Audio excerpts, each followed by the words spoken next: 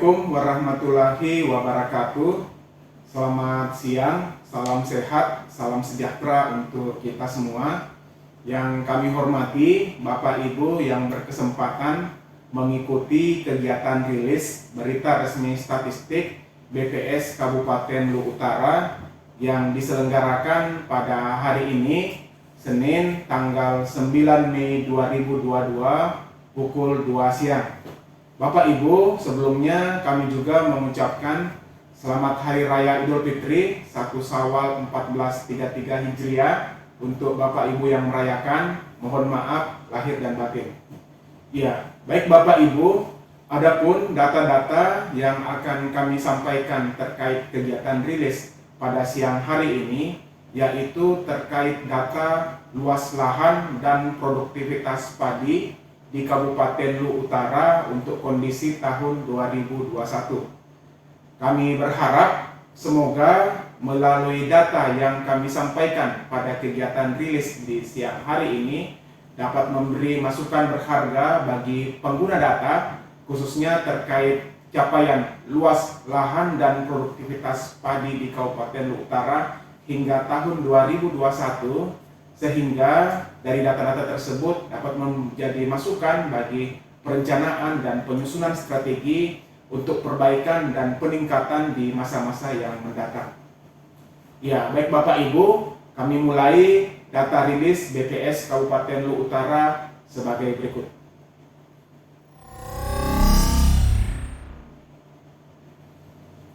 Ya, Bapak Ibu, untuk kegiatan rilis pada siang hari ini akan kami sampaikan terkait data luas panen dan produktivitas padi di Kabupaten Luwu Utara kondisi tahun 2021.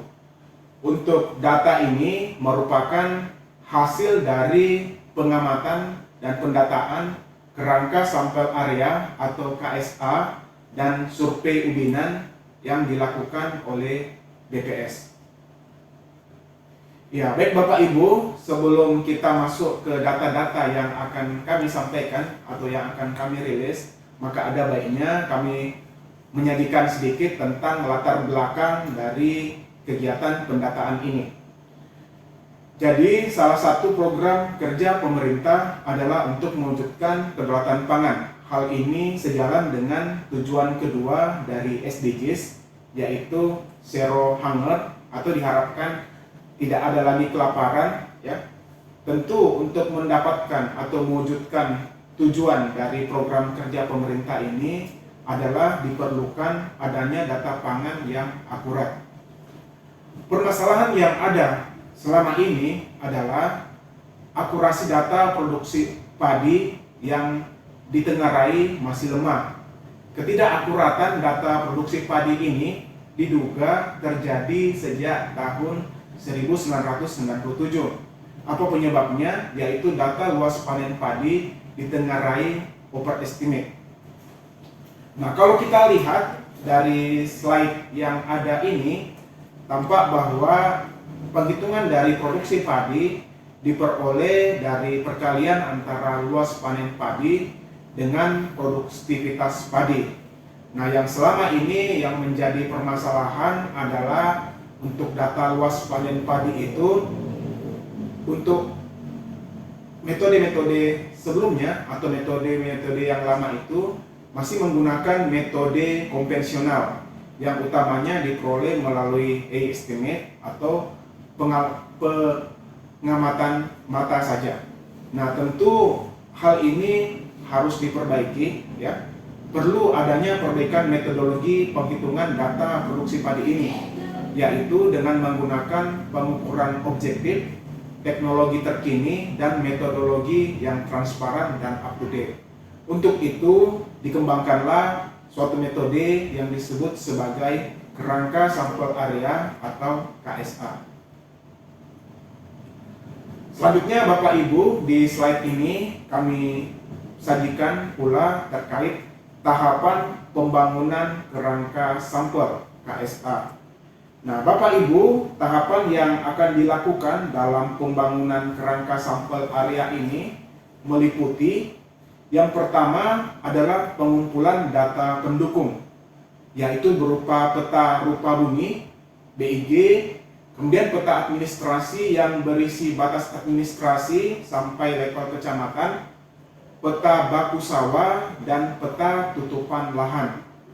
Selanjutnya di tahapan kedua yaitu pembuatan kerangka studi, dalam hal ini kerangka sampel sawah dengan melakukan stratifikasi sawah. Kemudian di tahap ketiga pembuatan grid 6 km dikali 6 km dan grid 300 meter dikali 300 meter untuk seluruh daerah penelitian. Setelah itu dilakukan pembuatan model sampling secara random.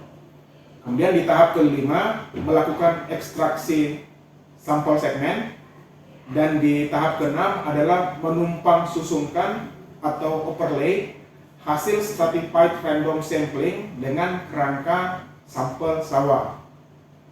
Selanjutnya dilakukan seleksi segmen sampel sampai terpilih segmen yang sesuai dengan kriteria luasnya.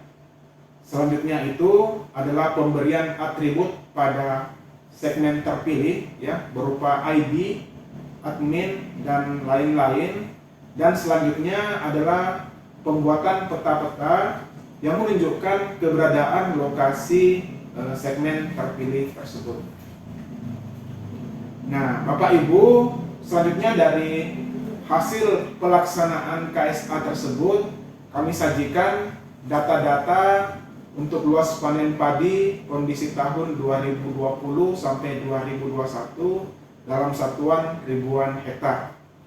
Ya, Bapak Ibu, jika kita perhatikan di slide ini tampak ada grafik ya, ada grafik garis, ada 2 garis di sini.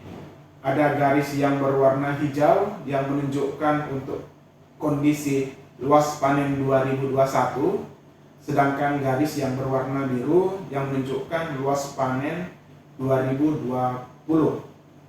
Kalau kita lihat dari grafik ini menunjukkan bahwa di Kabupaten Luhut Utara itu setiap bulannya ada luas panen padi ya. Meskipun demikian jumlahnya cukup berfluktuatif dari bulan ke bulan, baik untuk luas panen di tahun 2020 maupun luas panen di 2021. Tampak bahwa untuk luas panen terbesar atau tertinggi baik di tahun 2021 maupun tahun 2020 itu terjadi di bulan Oktober. Masing-masing untuk Oktober 2021 luas panennya sebesar 9,41 ribu hektar, sedangkan untuk di tahun 2020 di kondisi bulan Oktober itu luas panennya sebesar 8,12 ribu hektar ya. Atau ini bisa dikatakan sebagai panen raya pertama.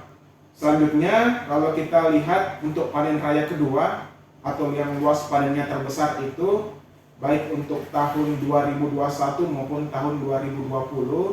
Untuk tahun 2021 terjadi di bulan April yaitu 5,99 ribu hektar, dan di tahun 2020 terjadi di bulan Mei yaitu dengan luas 6,11 ribu hektar.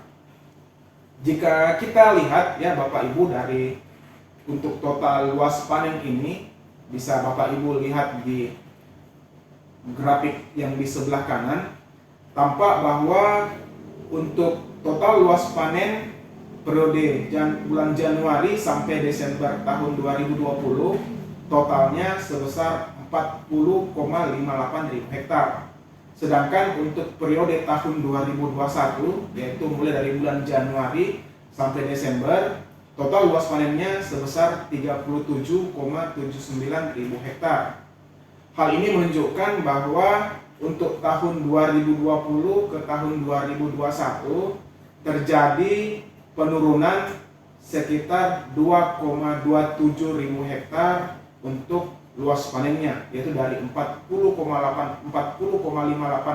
ribu hektar di tahun 2020 menjadi 37,79 ribu hektar di tahun 2021. Atau bisa dikatakan terjadi penurunan luas panen sekitar 6,87%. Ya, Bapak Ibu, di slide ini kami sajikan fenomena-fenomena terkait luas panen padi untuk kondisi tahun 2020 sampai tahun 2021 untuk mendukung data-data yang barusan kami sampaikan di slide sebelumnya. Beberapa ini adalah Kabupaten Luwu Utara merupakan salah satu daerah yang hampir setiap bulannya ada panen ya. Selain karena faktor sarana irigasi yang memadai, juga berada dalam zona peralihan di mana musim hujan bisa datang setiap saat ya. Juga jadwal tanam setiap kecamatan di Kabupaten Luwu Utara itu tidak bersamaan, tergantung dari kesepakatan petani setempat ataupun tergantung musim hujan di kecamatan. Selanjutnya, berdasarkan data di slide sebelumnya juga dapat kita lihat tadi bersama-sama bahwa panen raya terjadi 2 kali dalam setahun. Pada tahun 2020, panen raya pertama terjadi pada bulan April dengan luas 5,99 ribu hektar dan panen raya kedua pada bulan Oktober dengan luas 9,41 ribu hektar. Pada tahun 2021 terjadi pergeseran panen raya dari tahun sebelumnya, yaitu dari April bergeser ke Mei dengan luas 6,11 ribu hektar. Lalu untuk musim panen raya kedua jatuh di bulan Oktober. Untuk kondisi tahun 2020 dan tahun 2021 bulannya sama di bulan Oktober dengan luas 8,82 ribu hektar untuk kondisi data Oktober 2021. Selanjutnya Bapak Ibu, fenomena berikutnya yaitu panen raya kedua mempunyai luas panen tertinggi dibanding panen raya pertama tahun 2020 dan 2021. Ya, jadi kita lihat tadi bahwa panen raya di bulan Oktober itu baik di tahun 2020 maupun tahun 2021 nampak lebih tinggi atau lebih besar dibanding panen raya kedua, panen raya pertama ya, panen raya pertama yang untuk tahun 2020 kalau nggak salah terjadi di bulan Mei, sedangkan di bulan April, sedangkan untuk kondisi tahun 2021 terjadi di bulan April. Jadi mengapa panen raya kedua lebih besar daripada panen raya pertama? Hal ini dikarenakan pada musim panen raya kedua terjadi di hampir seluruh areal persawahan di beberapa kecamatan ya. Di antaranya Kecamatan Sabang, Kecamatan Bayabunta, Kecamatan Sukamaju, Kecamatan Masamba, Kecamatan Mapte Beceng, dan Kecamatan Malangke Barat. Selanjutnya, fenomena berikutnya yaitu terjadi penurunan luas panen pada tahun 2021 dibandingkan tahun 2020 ya Bapak Ibu, sebesar 2,27 ribu hektar atau menurun 6,87% ya, bisa kita lihat di grafik ini. Mengapa demikian? Yaitu hal ini disebabkan karena adanya beberapa faktor, yaitu diantaranya terjadinya banjir sehingga lahan sawah yang seharusnya ada pertanaman karena banjir tidak bisa ditanami. Selanjutnya terjadinya puso sehingga gagal panen, adanya mutasi lahan yang dulunya ditanami padi berubah menjadi lahan bukan sawah. Hal ini yang menyebabkan mengapa total luas panen pada tahun 2021 itu menurun ya dibandingkan dengan luas panen di tahun 2020, yaitu di tahun 2020 sebesar 40,58 hektar, kemudian turun menjadi 37,79 hektar di tahun 2021. Ya, selanjutnya Bapak Ibu, kalau tadi kami menyajikan data tentang luas panen, berikut kami sajikan pula data tentang produksi padi, ya, gabah kering giling untuk kondisi tahun 2020 sampai 2021 dalam satuan ribu ton. Ya.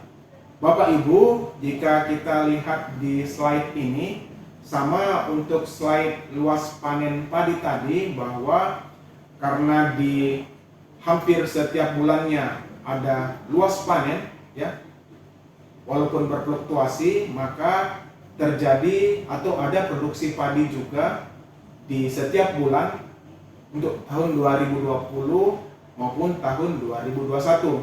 Meskipun kalau kita lihat dari grafik ini, dari bulan ke bulannya terjadi fluktuasi, ya. Bapak Ibu, jika kita melihat di grafik ini ada dua garis sama seperti yang kami tunjukkan di luas panen padi tadi.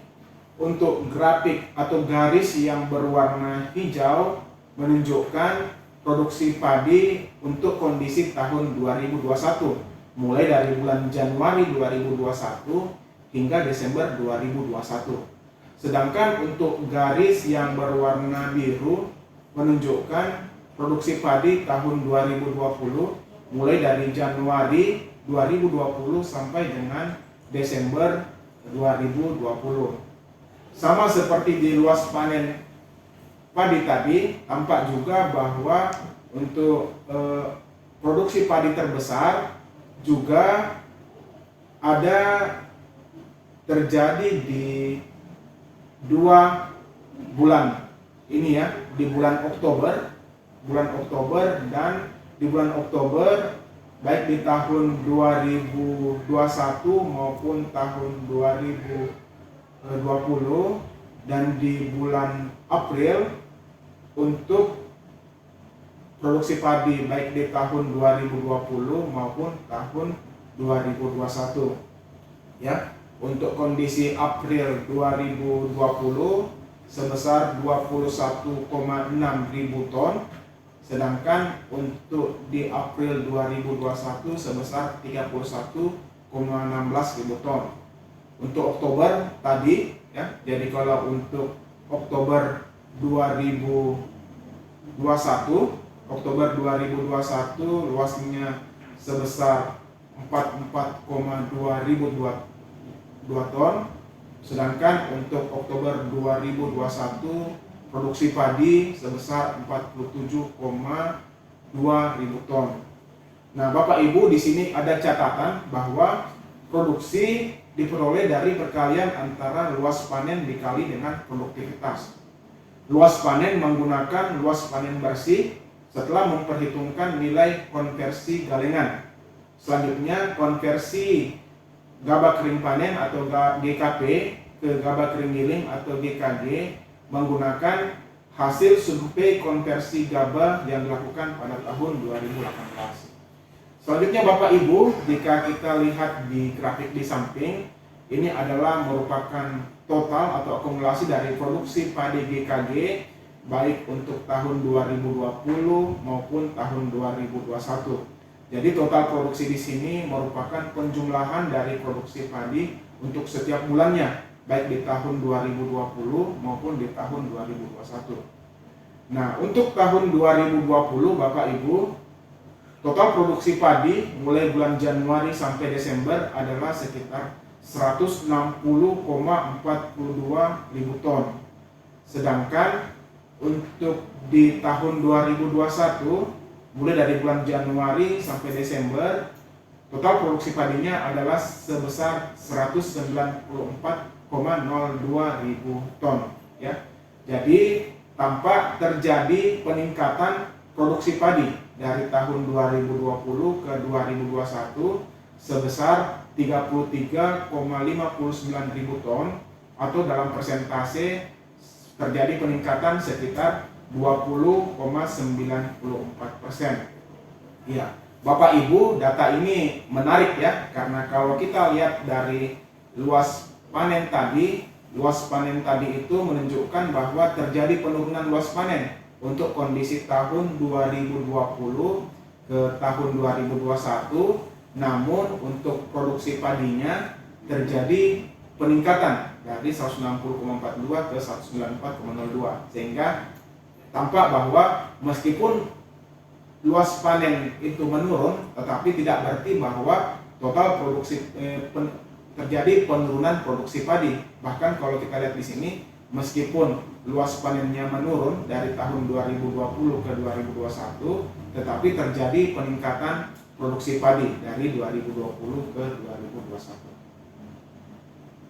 Nah, Bapak Ibu, untuk mendukung atau memperkuat data yang kami sampaikan tersebut, maka berikut ini, di slide ini kami tunjukkan juga fenomena yang terjadi terhadap produksi padi untuk kondisi tahun 2020 sampai tahun 2021. Jadi ini ya Bapak Ibu, jika kita lihat tadi bahwa meskipun luas panen mengalami defisit atau penurunan sebesar 6,87% dari tahun 2020 ke 2021, tetapi tidak berarti produksi padi ikut turun pula.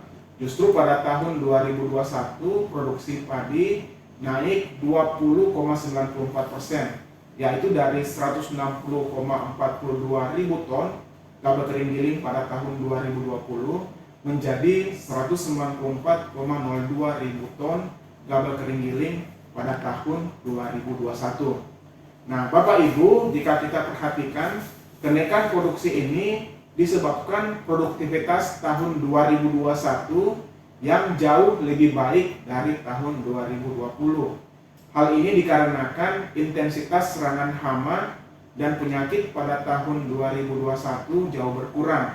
Kemudian juga intensitas hujan yang tidak terlalu tinggi sehingga pertumbuhan padinya normal. Ya, selanjutnya Bapak Ibu, di slide berikut ini kami tunjukkan produksi padi di Luwu Raya untuk kondisi 2020-2021. Jadi di sini kami tampilkan untuk produksi padi yang terjadi di daerah Luwu sekitarnya, baik itu di Kabupaten Luwu, Kabupaten Luwu Timur, Kota Palopo, dan Luwu Utara sendiri. Tampak bahwa jika kita perhatikan dari grafik ini, untuk yang grafik batang yang berwarna hijau itu adalah data untuk kondisi tahun 2021, sedangkan untuk grafik batang yang berwarna biru itu adalah untuk kondisi tahun 2020. Jika kita perhatikan ya Bapak Ibu, dari tahun 2020 ke tahun 2021 nampak terjadi peningkatan produksi padi ya. Jadi produksi padi itu memang mengalami peningkatan di keempat wilayah ini ya, di Luwu sekitarnya. Baik itu di Palopo terjadi peningkatan, di Luwu Utara juga terjadi peningkatan, di Luwu Timur maupun di Kabupaten Luwu sendiri. Sedangkan kalau kita lihat menurut besarannya, tampak bahwa produksi padi tertinggi itu terletak di Kabupaten Luwu, yaitu sebesar 277,48 ribu ton untuk tahun 2021-nya. Kemudian disusul oleh Luwu Timur sebesar 264,18 ribu ton. Sedangkan untuk Luwu Utara ya, produksi padinya sekitar 194,02 ribu ton ya, jadi sedikit lebih kecil dibandingkan dengan produksi padi di Kabupaten Luwu Timur maupun di Luwu, dan lebih tinggi daripada produksi padi yang ada di Kota Palopo ya Bapak Ibu. Nah, selanjutnya Bapak Ibu, berikut kami tunjukkan di slide ini data terkait produksi beras. Jadi kalau tadi itu produksi padi, selanjutnya di grafik ini kami tunjukkan data terkait produksi beras untuk kondisi tahun 2020 sampai tahun 2021. Jadi tadi ya kita sudah lihat bersama untuk bagaimana untuk kondisi luas panen Kemudian di slide berikutnya tadi ada produksi padi. Selanjutnya di data ini juga kami tunjukkan produksi beras supaya datanya komplit. Jadi kalau kita lihat juga di sini Bapak Ibu bahwa produksi beras hampir setiap bulannya juga ya, sama seperti kondisi untuk luas panen dan produksi padi tadi. Meskipun demikian terjadi atau cukup berfluktuatif dari bulan ke bulan. Dari grafik ini juga sama tadi ya, jadi untuk grafik yang berwarna atau garis yang berwarna hijau itu untuk produksi beras tahun 2021, sedangkan untuk grafik garis yang berwarna biru yaitu produksi beras untuk kondisi tahun 2020. Nah, sama seperti yang tadi juga, produksi beras tertinggi baik di tahun 2020 maupun tahun 2021 terjadi di bulan Oktober ya. Masing-masing untuk Oktober 2020 27,09 ribu ton, sedangkan kalau di Oktober 2020 sebesar 25,86 ribu ton. Selanjutnya tertinggi kedua itu ada di bulan April ya, masing-masing untuk tahun 2020 maupun 2021 yaitu 17,88 ribu ton untuk kondisi April 2020 dan 12,39 ribu ton untuk kondisi April 2021 ya. Selanjutnya Bapak Ibu, jika kita melihat bagaimana total produksi beras yang merupakan akumulasi dari bulan Januari sampai bulan Desember masing-masing untuk tahun 2020 maupun tahun 2021, tampak juga terjadi peningkatan produksi beras dari tahun 2020 ke tahun 2021 ya. Masing-masing untuk kondisi tahun 2020 total produksi berasnya adalah 92,06%, meningkat sebesar 19,28 ribu ton di periode tahun 2021, yaitu menjadi 111,34 ribu ton, atau terjadi peningkatan sebesar 20,94% produksi beras dari tahun 2020 ke tahun 2021. Ya, selanjutnya Bapak Ibu, kami di slide ini kami tunjukkan juga bagaimana alur konversi gabah hingga menjadi beras untuk pangan penduduk pada level nasional ya. Ya, jadi Bapak Ibu, untuk penghitungan konversi gabah menjadi beras memerlukan angka konversi dari GKP atau gabah kering panen ke gabah kering giling ya, atau GKG, dan selanjutnya angka konversi GKG ke beras. Pada tahun 2018, BPS memperbaharui kedua angka ini dengan menggunakan atau melaksanakan survei konversi gabah ke beras di dua periode musim yang berbeda dengan basis provinsi, sehingga didapatkan angka konversi untuk masing-masing provinsi. Selanjutnya, angka konversi GKP, gabah kering panen ke gabah kering giling atau GKG, serta GKG ke beras hasil survei pada level provinsi digunakan dalam penghitungan produksi padi, GKG, dan beras. Angka tersebut bervariasi antar provinsi. Selain itu, penghitungan produksi beras juga memperhatikan produksi gabah dan beras yang susut atau tercecer, serta digunakan untuk penggunaan non-pangan. Produksi gabah susut tercecer yang digunakan untuk penghitungan produksi beras pada tahun 2020 dan 2021 menggunakan angka konversi menggunakan atau berdasarkan neraca bahan makanan NBM tahun 2018 sampai tahun 2020. Nah, Bapak Ibu, di slide di samping ya, di sebelah kanan dapat kita lihat bagaimana gambar alur konversi gabah hingga menjadi beras untuk pangan penduduk pada level nasional. Jadi yang pertama itu adalah gabah kering panen ya, gabah kering panen. Dari gabah kering panen ini berdasarkan angka konversi di mana gabah kering panen ke gabah kering giling untuk Sulsel itu adalah 83,81%, sedangkan nasional adalah 83,38%. Nah, setelah menjadi GKG, untuk menjadi GKG diolah itu tidak semuanya ya, namun ada yang mengalami penyusutan atau tercecer sebesar 4,92%. Kemudian ada juga yang penjelasan tadi ya, non pangan baik yang digunakan untuk pakan ternak sebesar 0,44%, kemudian untuk bahan industri 0,56%, dan untuk bibit benih sebesar 0,90%. Data-data ini diperoleh dari hasil survei MDM tadi. Selanjutnya, setelah ada penyusutan maupun dari non pangan pengurangan ya, ada tersedia gabah kering untuk diolah. Itu untuk gabah kering untuk diolah itu merupakan 93,18% dari GKG. Selanjutnya, GKG yang diolah ke beras itu dengan angka konversi sebesar 63,71% atau nasional 64,02% ya. Tadi sudah dijelaskan bahwa angka-angka tersebut memang bervariasi antar provinsi. Nah, setelah beras ya, konversi tadi itu tidak semuanya juga digunakan untuk pangan penduduk karena ada yang susut atau tercecer. Berdasarkan hasil survei diperoleh 2,5% yang susut atau tercecer, dan ada juga yang digunakan untuk keperluan non pangan ya, baik untuk pakan ternak sebesar 0,17% dan untuk bahan industri sebesar 0,66%.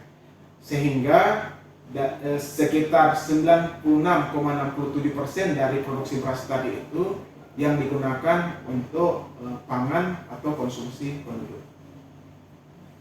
Ya, baik Bapak Ibu, selanjutnya di slide berikut ini kami tunjukkan juga bagaimana produksi beras, konsumsi beras, dan neraca beras 2020 dan 2021 dalam ribuan ton ya. Jadi di grafik di samping kiri ini ya kita sajikan untuk neraca beras, konsumsi beras, dan produksi beras.